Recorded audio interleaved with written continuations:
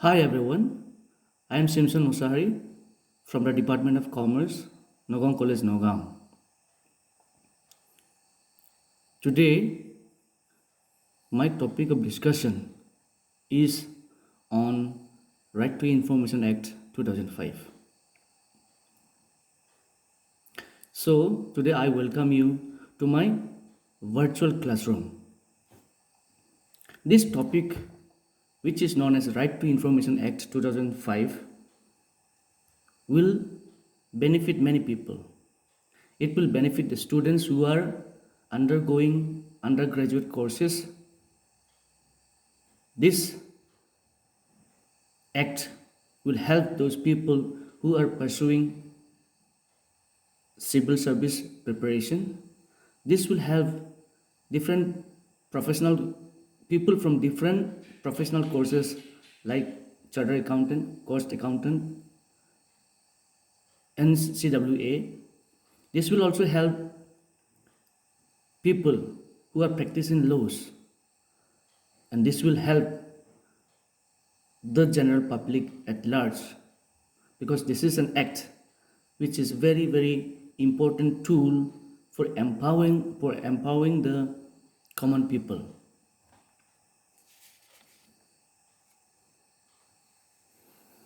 Moving forward, here I will be discussing the Information Act, Right to Information Act. But before discussion, I will make some statements which will lay the foundation for understanding this act very clearly. Some of the statements that I would like to clarify are those like ignorance of law cannot be excused. For example, if somebody says that he was not aware of the law by committing any mistakes, he could not be excused because of the fact that ignorance of law cannot be excused. Another statement, knowledge and information plays a vital role in the development, and it is the lifeblood in any organization or in any society. Another statement like a government which reveals its secrets in the field of people's liberty not only act against democratic decency but buries itself with its own burial. This statement was made by Justice Krishna Iyer. One of the important statements I would like to mention here is the statement mentioned by one of the existing Chief Minister of Delhi, Arvind Kejriwal. He said that RTI Act has emerged as an extremely powerful tool in the hands of most ordinary people to fight injustice and corruption. It has given voice to the voiceless. It has led to honest officials being protected and the corrupt ones being punished or persecuted. But most importantly of all, it has led the people of India to feel empowered, empowered to stand up and demand answers from the government. Another statement I would like to make here is that the government is a trust and the officers of the government are trustees. And both the trust and the trustees are created for the benefit of the people.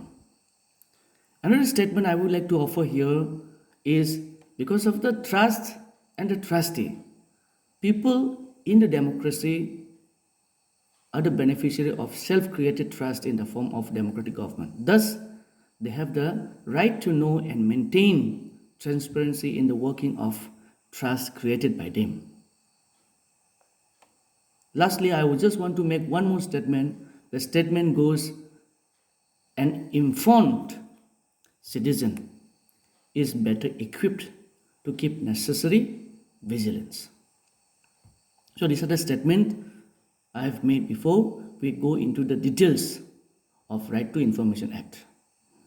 Now, we are going to discuss something about the RTI. Generally, the RTI is said that a democratic society lives and grows by accepting ideas, by experimenting with, and where necessary, rejecting them. So, it is desirable that all the ideas and information which its government holds must be freely available to the public.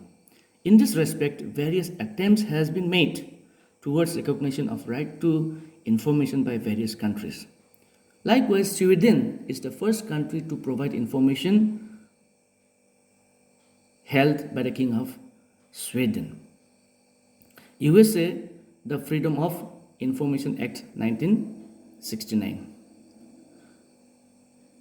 The RTI application can be filed online and offline.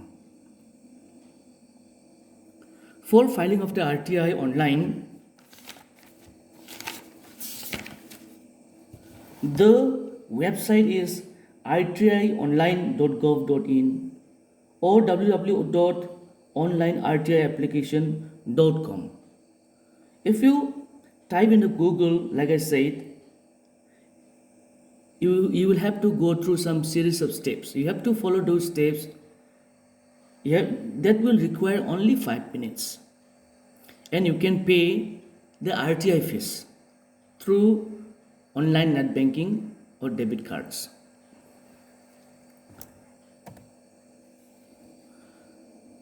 Next, these are the topics that I just want to cover up today. First, we will discuss the history of RTI. Second, we will discuss the objectives of RTI. Third, meaning and definition of information. Right to information, public authority, PIO, which means personal information officer. Mode of payment of RTI fees. Amount of fees. Fees for various information or materials. We will also discuss the process of obtaining information, disposal of request. Also, we will discuss about the topic like, is there any restriction on the provisions of providing the information, or is every information available by any public authority available to the public or not? We will also discuss the topics like whether a political party is a public authority or not. We will discuss whether receiving subsidy from the government is a public authority or not. We will also discuss Central Information Commission, State Information Commission, power and functions of CIC, which means Central Information Commission. We will also discuss obligation of public authority, power and functions of Information Commission, appeals, different types of appeals like first appeal, second appeal, time for disposal of first appeal and second appeal, appeal procedure and content, documents to accompany appeal, appeal to the court, penalties, and lastly but not the least, disciplinary actions. First, let us discuss or know something about the Right to Act or RTI Act 2005. How it came into force or how was it enacted. This act was first met by the Indian Parliament as the Freedom of Information Act 2002. The first attempt was made in the 2002 itself. But this act could not be enforced. Then the Right to Information Bill 2004 was presented in December 2004 in Parliament, and finally it was passed by the Parliament in 2005. This act received the assent of the President on 15 June 2005. The RTI Act 2005 was notified in the Gazette of India on 21st June 2005, and it came into force from 12 October 2005. We also celebrate the RTI week every year from 5 to 12 October. Now we will discuss the different objectives of RTI. The first and the foremost objective of RTI is to promote the transparency. As because if a particular public authority is not transparent, public cannot know what is going on inside any public authority, which are created for the benefits of the people or the society at large. Second important objective is to ensure accountability. Third objective is to ensure those people that are having the information responsible.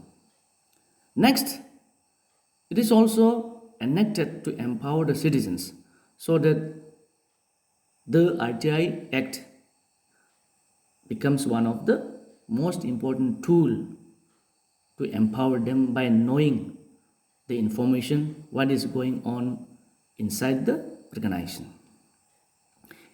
It is also enacted to ensure proper discharge of public functions and duties. It is enacted for promoting or engaging individual in nation building. Last but not the least, it is also enacted to contain corruption and make our democracy work for the people in the real sense and to provide a legal framework to the citizens, right, to access information under the public authority. So these are different types of objectives. Next, right to information has been recognized as a fundamental right, and that only condition to be satisfied is that the information should foster public interest and not encroach upon the privacy of an individual, or it should not be exempted under the Act. So, right to information is a fundamental right. Now, before we go to delve in details, we have to know some certain definitions or concepts. The concepts like information is very, very important. Now, what is meant by information? According to section 2, clause F, information means any material in any form, and that may include records, documents, memos, emails, opinions, advice, press release, circulars, orders, logbooks, materials which may be held in any electronic form, and information relating to any private body which can be accessed by public authority under any other law for the time being in force. So, information includes those things like it has been mentioned.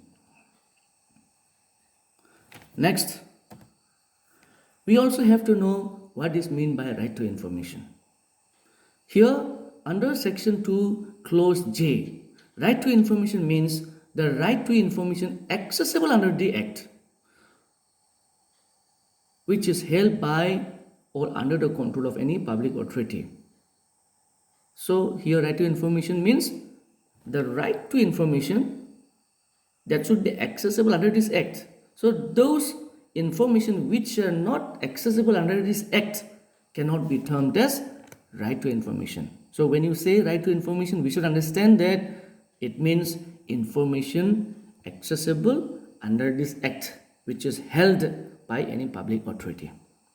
So, those right to information may include inspection of work, documents, records, taking notes, extracts or certified copies of documents of records, taking certified samples of materials, obtaining information in the form of disk, floppies, video cassettes or any other electronic modes, or through printouts where such information is stored in a computer or in any other device. Now, next definitions or term we have to understand is public authority, as because if we want to file any RTI application to any organization, we have to know whether that particular organization or institution is a public authority. As because if it is not a public authority, then even if you file an RTI application, that particular organization being not a public authority is not liable or bound to give you the information which is required by you. So according to section 2 clause H, public authority means any authority or body or institution of self-government established or constituted. Number 1, it should be established or constituted under the constitution. Number 2, it should be established or constituted by the parliament or by or any other law made by the state legislature or by mere notification issued or other order made by the appropriate government, and those may include body owned, corporate, controlled or substantially financed, and it may also include non-governmental organizations which are substantially financed directly or indirectly by funds provided by the appropriate government. So even the NGO, if it is controlled or if it is substantially financed by the government, then that particular organization or NGO will also be termed as public authority. So even an NGO is bound to give you the information or give us the information if you apply for an information, if it is substantially financed by the government. Now we also have to know public information officer. In short, we call PIO. Now what is meant by PIO? PIO are designated by the public authorities of in any of its administrative units to provide information to person requesting for information under RTI 2005. They are appointed by the appropriate government, which may be state government or central government. For example, our college, Nagaon College, is a public authority because of the fact that it is financed by the government. Or here we could say it has been established or constituted by notification, issued order or made by the appropriate government. This is number D. So being a public authority, here this organization, our college, should have public information officer. Now a question may come up in our mind that who is a public information officer in our college? Of course, there is no public information officer in our college as appointed by the government. So whenever there is no public information officer appointed by the government, the head of the institution or the authority, for example, our principal, is the PIO. He acts as a PIO. So in case of college, the principal is the PIO. In case of district office, it is the DC who is acting as the PIO. Now, this public information officer, when they are appointed by the state government, they are called state public information officer, and when they are appointed by the central government, they are called central public information officer. Now, you may wonder as to how can we make or how can we apply for the information or how can we get the information, or you may also wonder, do we need to pay some fees to get the information from a particular public authority? The answer is both yes and no. Here,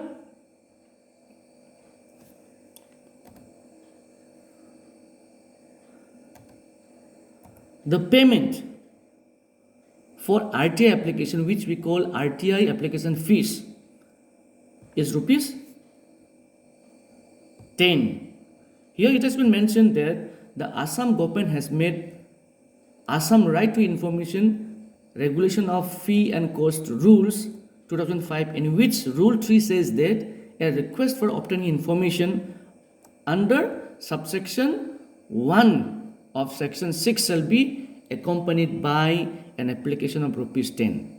So from here we can note that the RTI application fees is rupees 10, and by now this can be paid by way of cash, or it can be paid by draft, it can be paid by banker check.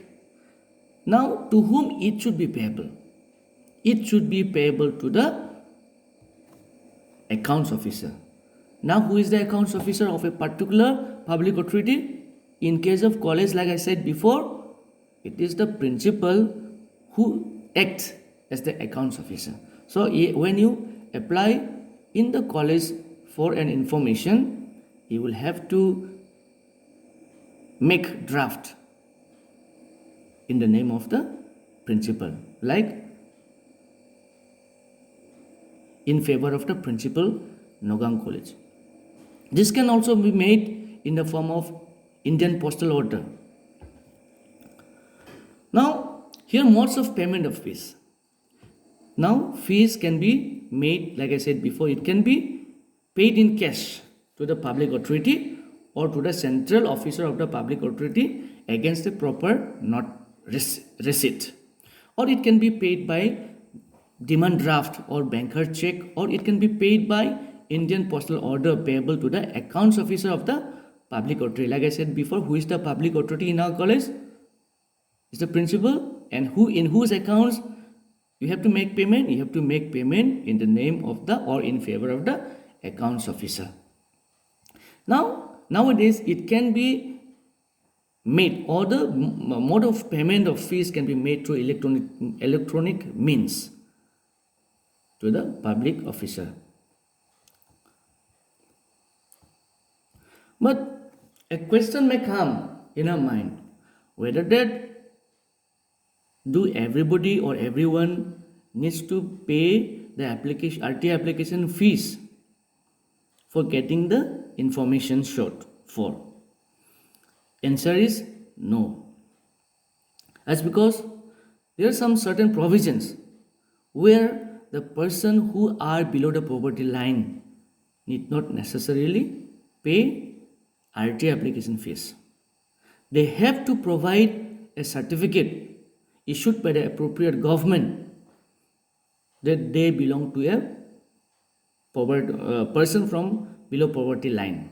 But for that, if they file in RTI, they have to make a photostat copy of that particular BPL card or BPL certificate, so that he can prove that he actually belong to that particular below poverty line people. And if as such the application is not accompanied by required fees or required document for a person below poverty line, then that particular public authority can cancel the application. And that is why it has been mentioned here that the application fee is not required when the applicant is a person below poverty line, provided a copy of the certificate issued by the appropriate government in this regard is submitted along with the application. If application is not accompanied by the required fee or required document for a person of BPL, that may be cancelled.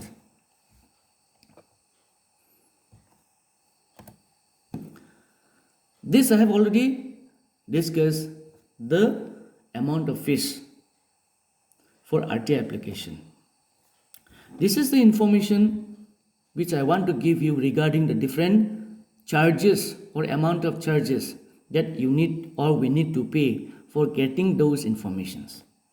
Here on the left side, I have given you the different kinds of information. On the right hand side, I have given you the different charges that we need to pay. Let us discuss those one by one. Here first is for a certified copy of any document on 3 size or smaller size paper, we need to pay only 2 per page. For a certified copy of on longer size, we need to pay the actual cost per page according to the actual cost. For samples or models and printing information, it should be given free of cost. Now, like I said before, for inspection of records, for the first time, free, and thereafter for every 15 minutes, 5. Thereafter every 15 minutes. Rupees 5 for subsequent hour or fraction thereof. For information through disk or floppy, you have to pay rupees 10. For information from any other printed materials, that is fixed by publisher, of rupees 2 per page of photocopy. For extracts from the publication.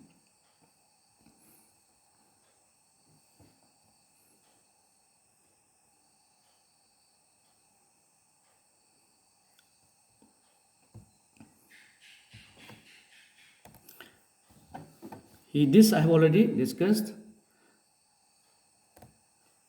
Now, here we should know how to apply for the information and what are the necessary procedures we have to follow. Now, to obtain information from a public authority, a person has to request in writing or through the electronic means in English or Hindi or in any official language of that area in which the application is being made, along with the prescribed fee. The application should be sent to the pertinent public authority. Now, regarding, like I said before, you can file an RTI both online and offline. Now, regarding the filing of the RTI application, I have given you a format, and I have given that format in your WhatsApp group, and I have also given you in your Google Classroom, so you can check that format. Now, regarding the format or the procedure for filing an RTI online,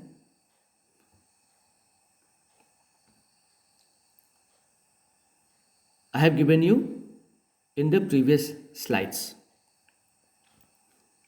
Now, procedures. First procedure is that when we want to file an RTI in any organization, we have to identify who is acting as a public authority, which means which holds the pertinent information.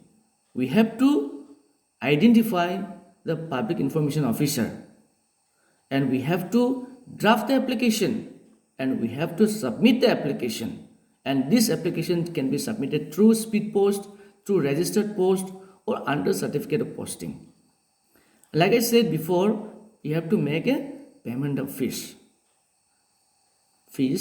for the RTI application. And if you are a person of below poverty line, you can be informed free of cost, provided if you provide BPL certificate.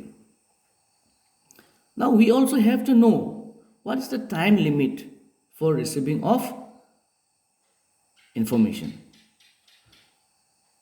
The time limit for receiving of information is 30 days and 48 hours in case of life and liberty of a person. Now, disposal of request. Suppose if you have applied for any information in any organization, within how many days that particular public authority or that PIO has to reply your letter, that is a matter of concern. If you apply for any information, that particular authority of that particular authority should provide you the information as early as possible. And in any case, within 30 days of the receipt of that application, or if he refused to provide you the exemption, then also he has to disclose, or he has to send you the letter that this type of information cannot be disclosed. Or if that particular public authority does not have that particular information that you are looking for, he has to transfer that application to that particular department where that particular organization or that particular information is available. Like I said before, that the information should be given within 30 days of the receipt of application. And if it is a matter of life and property, that means if you are looking for an information which may be related to life or liberty of a person, then that particular information should be given within 48 hours of the receipt of the application. This is very, very important. First, you have to know that particular information should be given within 30 days. And second, we have to know and be aware of the fact that if the information is related to life or liberty of a person, then you are to, or you can get the information, or you are bound to get the information within 48 hours of the receipt of your application.